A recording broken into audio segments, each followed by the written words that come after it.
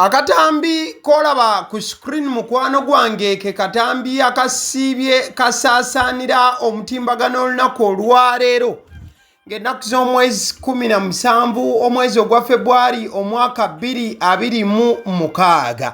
Akatambi kano kalimu emmotoka ennungi ennene era engazi obulala nga kajjuddeko abasirikale abawanvu n'abampi. Akatambi kano kalimu oluseregende lw'emmotoka okuli ne ambulance, okuli n'emmotoka endala emanyiddwa nga network jama oba emmotoka esobola okubeera nga ekyankalanya internet oba network bwebanga etuuse mu kitundu.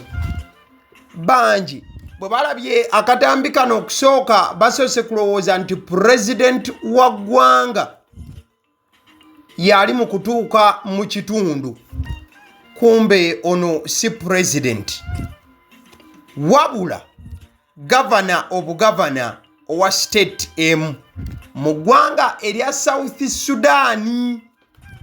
Wabula omukulu konvoyi ye bw'obanga ogitunuulidde oyinza okulowooza president wa ggwanga yali mu kutuuka mu kifo, ye mukulu oyo gw'olaba. Omukulu ono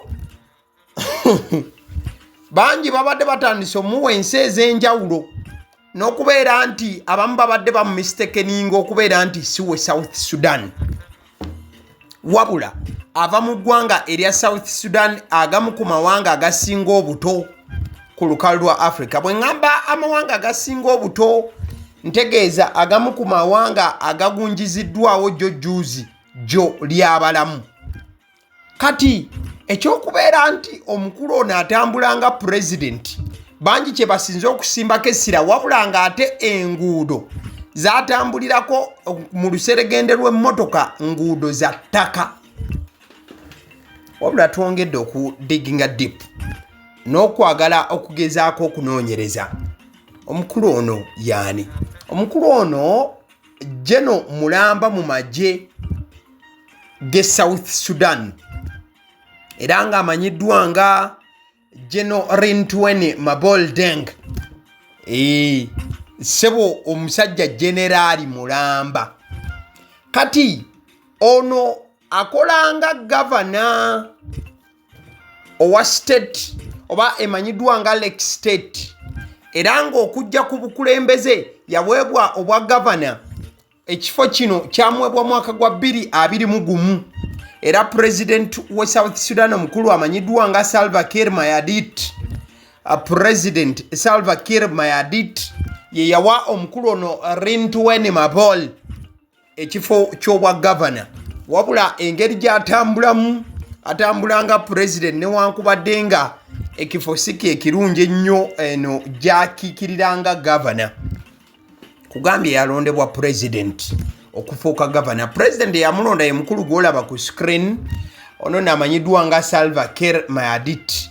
Ono ojja kujjukira naye ku bukulembeze bwa South Sudan yabadde president okuva ensi we yafuna independence.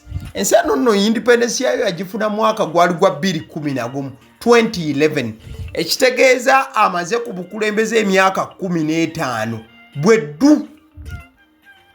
Era ensi eno esuubira okufuna okulonda kwayo mu 2026 ono yennyini gwe tuliko. But abadde president kuva 2011 ate nga kisuubirizibwa nti egifo akyagyetaaga.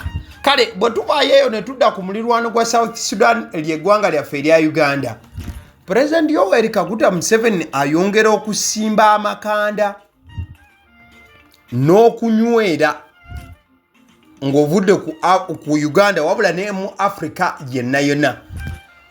Mu Addis Ababa wali mu Ethiopia, President Museveni yaweereddwa ogufo semafo okufuuka chairperson wa African Peer Review Forum ey'abakulembeze ab'amawanga ag'enjawulo mu Africa. Era nga obukulembeze oba obwa chairperson agenda bumalako okuva omwaka guno gwa 2026 paka 2028. Awo nno Vice President wa Uganda yabadde afuna oba yabadde akwasibwa ekitabo wamu n'obuyinza kubanga vice president wa Uganda yabaddewo ku lwa mwami Yoweri Kaguta Museveni era nga babadde mu lutuulo olwo lwa 35 lwoyinza okuyita the 35th ordinary session of the African Peer Review Forum eyabadde mu Addis Ababa. So vice president Major retired Jessica Alupo ye yabadde ku lwa president Museveni, and she accepted the responsibility of the chairperson of the African Peer Review Forum of Heads of State and Government on behalf of President Yoweri Kaguta Tibuhaburra Museveni. Kati omukulu bamuwadde obukulembeze saidi eyo. Kitegeeza nti kati emyaka gino ekisanja akikutte bakukyobwa president wa Uganda wabula era chairperson wa African Union African Peer Review side eyo. Mukadeke kamu nga nkozesa atuwa kono yakozeseddwa the NTV waliwo kwoti eno esiibye etambula. Bigambo byayogeddwa President Museveni. Yagambye nti Amini's first mistake was to impose himself on us. Who did he think he was? Leaders should not impose themselves on the people. President Museveni n'agamba nti ensobi Amini gye yakola yali yakwesiba ku bannayuganda n'abeeteekako banaabeekakaatikako. N'abuuza Amini yali yeeyita ki? N'agamba nti abakulembeze tebalina kubeera nga beekakaatika ku bantu. Gambe ayogeddwa President Yoweri Kaguta Museveni gye buvuddeko as he was definitely quoted nga bwenkireese. Olunaku olwaleero nakusoma 17 February gwolaba ku screen yakulira akakiiko k'ebyokulonda. Olunaku olwaleero lwe lunaku olwategekeddwa akakiiko k'ebyokulonda okubeera nti bakola okulonda okw'ebifo ebyasigalira n'ewantu ewasigalira mu districts ez'enjawulo, mu divisions ez'enjawulo ne municipali ez'enjawulo ewaali ng'okulonda tekwateekebwawo olw'ebintu ebimu oba obuzibu obwabaawo. As the commission was quoted, that the step is important to make sure that all affected areas are fully represented and that the electoral process is properly concluded.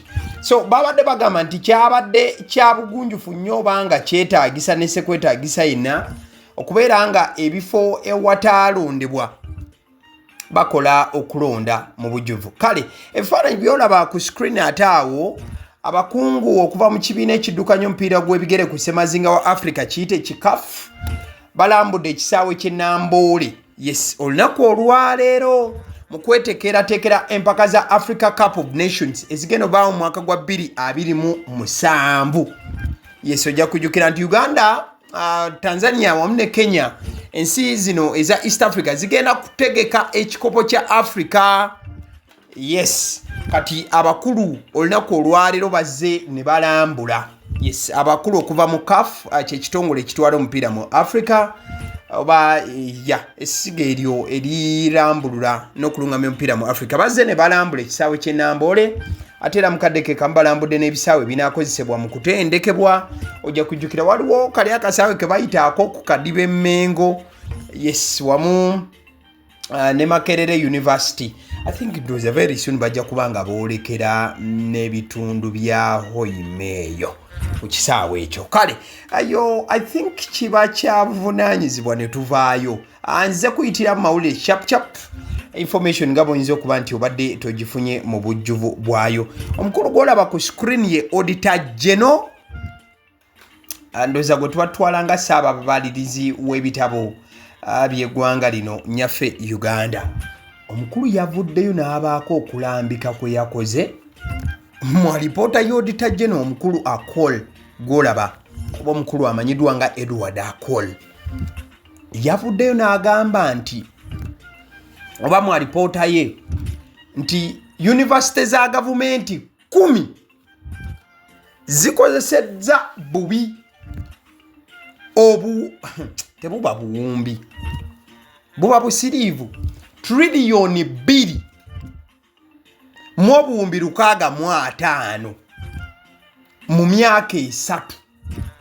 10 public universities have not realized the value from the Uganda shillings 2.65 trillion that government has invested in them for the past 3 years. The Auditor General, Edward Akol, revealed.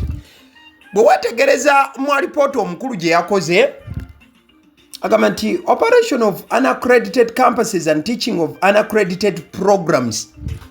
I noted that the following universities were operating unaccredited campuses and study centers. Number 1, Makerere University Study Centers in Mbale and Lira. Gulu University Study Centers in Kotido, Hoima, Masindi and Chittagong.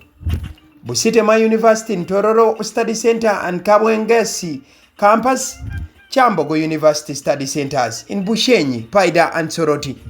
Additionally, Mbarara, Busitema, Kabare, Muni, Mountains of the Moon, Lira and Soroti universities continue to admit students to 64 academic programs with expired accreditations due to weak enforcement by NCHE and inadequate internal tracking systems. Mukwano gwange wuliriza okusinziira ku ssaababalirizi w'ebitabo bya gavumenti by'eggwanga nnyaffe Uganda agamba nti university za gavumenti 10 bweddu zaakozesa bubi triliyoni 2 mu obuwumbi 650. Mukwano gwange gwatamanyi triliyoni emu erimu obuwumbi 10 nkiddamu triliyoni emu erimu obuwumbi 10. Kati university mu myaka 3 zaakozesa obuwumbi 10 emirundi 2 n'obuwumbi obulala 650. Wabula nga mukozesa zino mwe mwalina okusomesa koosi ezaayitako dda oba ziyite eziri expired. Most were found to be with low participation in research in academia, delayed completion of courses by students due to weak supervision, universities operating illegal campuses, and some teaching expired courses, warning that these vices undermine the integrity of Uganda's higher education system. Omanyi okubeera nti ensimbi n'ensimbi zaayiwa mu universities eza gavumenti, wabula universities zino ne zitandika okuba nga zisomesa abayizi koosi ezaggwa nako edda.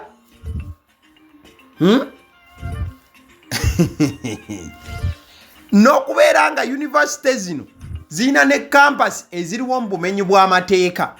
Universities operating illegal campuses and some teaching expired courses. Muzimu ku university ezoogeddwako boogedde ku Makerere University center zaayo eri Mbale n'Erira, ne boogera ku Gulu University center zaayo eziri Kotido, Hoima, Masindi n'Ekitugumu, ne boogera ku University ya Busitema study center zaayo eziri Kabwangasi campus eyo wamu ne Tororo mu line efaananako bwetyo. Boogedde ku Kyambogo University center zaayo ez'e Bushenyi, Paida ne Soroti nti bali eyo abamu bavuya buvuya basomesa ebintu nga byayitako dda nga tebiri ku mutindo, kyokka nga gavumenti eyiwa mbuwanana bwa nsimbi. Otegedde ekintu ekyo? Results show that several universities continue to operate below optimal efficiency levels, not because of inadequate resources, but due to internal managerial and operational challenges such as inadequate course planning, inconsistent assessment processes, inadequate postgraduate supervision, limited monitoring of research, and inefficiencies in academic administration. Biro byonna babyogerwa omukulu Akol ng'agamba nti bannange omusimbi gw'eggwanga gutokomokera mu university zino naye nga n'olumu byezisomesa tebiri mu mateeka, ne bakusomeseza omwana nga koosi yaggwako. Kyokka nga gavumenti mu budget efulumya nsimbi nzibu okubeera nga ziweebwa university zino. Gwe kikwatako otegedde obubaka bwe buubwo. Ale nzikiriza nkutegeze ku bannaffe aba Honeybites bagamba nti bo omulimu gwe bakola gwa kukolera byakulya eby'abaana abadda ku masomero. Bwe tugamba abaana abadda ku masomero saabo bokka abadda ku masomero, wabula n'ababeera ewaka balina package ey'ebyokulya eby'abaana mu line efaananako bwetyo.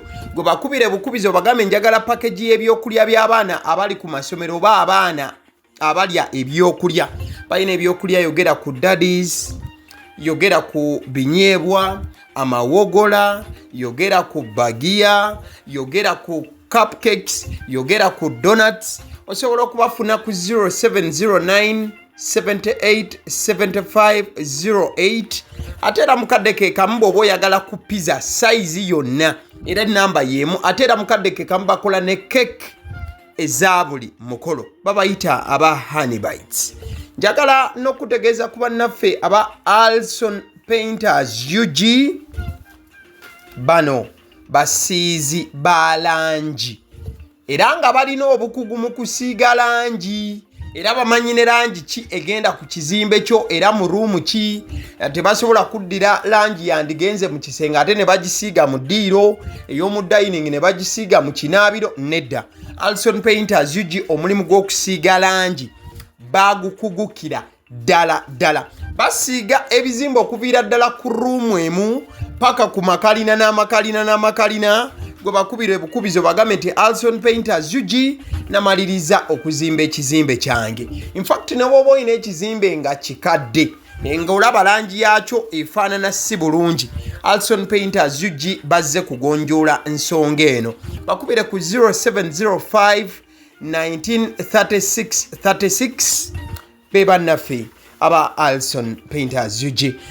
Aba Sedi Omusunsuzi ly'erinnya eryange yenze aba Sedi Omusunsuzi. Yenze atuula emabega w'omuzindaalo buli lunaku era ly'eddoboozi ly'owuliriza ku mukutu guno aba Sedi Omusunsuzi ly'eddoboozi eryo era ng'omukutu kwoli gwe guno ogwagaliwo. Nagamba nti information yonna gy'olaba ku channel eno tetugattamu kintu kyonna ate tewali kye tutoolamu. Information nga bw'eba eyingiddewo ffe bwe tugikwata ne tugikuwa. Kati gwe omulabi n'osalawo ki eky'okukozesa information eyo. Kati kyogenda okukola mukwano gwange bw'oba omaliriza okulaba vidiyo eno, likinga, commentinga ki ky'olowooza, mukadde ke kamu subscribinga bw'oba nga omukutu guno oli mupya. Ate era mukadde ke kamu sharingira mikwano gyo girabe vidiyo eno ate ne videos endala ku mukutu guno. Agaliwo YouTube channel, mwebale kutulaba.